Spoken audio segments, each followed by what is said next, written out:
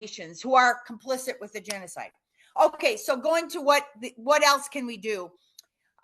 In January of 2025, a group of Californians filed a class action of taxpayers against genocide. And they got thousands of people. And, it's not hard because people are, the normal American is against killing children. I mean, it's amazing. What a concept. But you would never know that. That's the thing. If you do a question on a poll, you will find that Americans, like all human beings throughout the world, are against killing children. They're against shooting press, journalists, and they're against bombing hospitals. So it's like we are against it. However, we're controlled.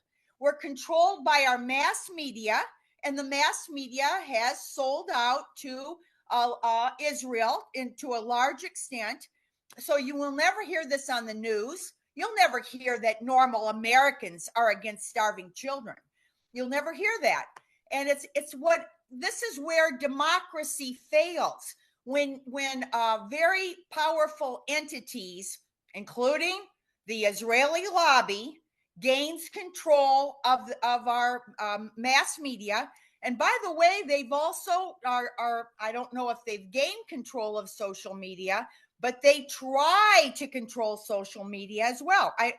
If you don't remind me of this, because I don't want to digress too much, but I just saw a couple things on social media where the Israelis are hiring people to post comments to make us all think that genocide is a good thing. It's amazing how they can do this. But in any event, we came up with California filed a complaint in January, and it was excellent. I read it, and it makes a lot of sense because the Geneva, not the Geneva Convention, the Genocide Convention. Now, people think, oh, that's just international law. But long time ago, when Germany was conducting the Holocaust of the Jews, then we cared about it. And yes, for a little while, they passed the Genocide Convention. But now it's a new day. This is the argument. It's a new day now. And you can always argue that it's just war, that it's not, okay, killing children is just collateral damage. I mean, there's arguments that to get around the Genocide Convention. Yeah, go ahead, finish. But the bottom line is, the complaint that our tax money is going for to enable the weapons that the Israelis then use, and of course, the most of the bombs that have fallen on Gaza have been funded or even sent to Israel by the U.S. and by the UK. And it turns out Canada lied. Canada said they had stopped funding the weapons, whatever, but now they found out they were still doing it. So that is illegal under the Nuremberg principles, under the Genocide Convention. And going back to this argument, oh, it's just international law. And you know what? A president can decide for different reasons that it's just political. It's not against the law. So this is what we have to take on, because if they make that argument that there is no law, okay, Genocide Convention was implemented.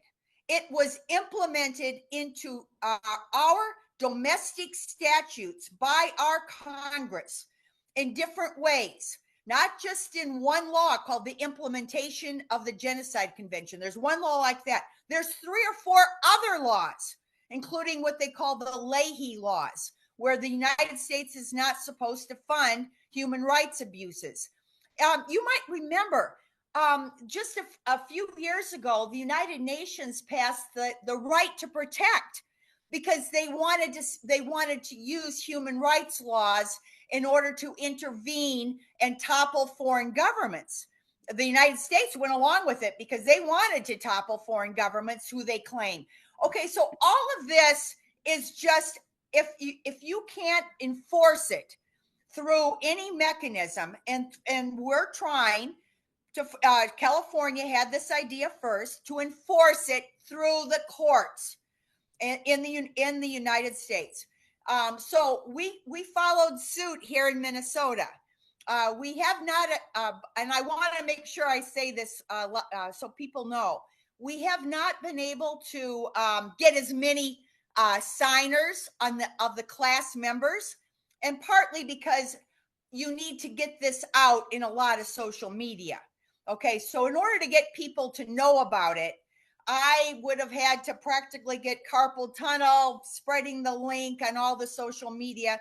We got, almost a couple hundred. We did not get as many as California, but we've gotten a couple hundred people without even trying.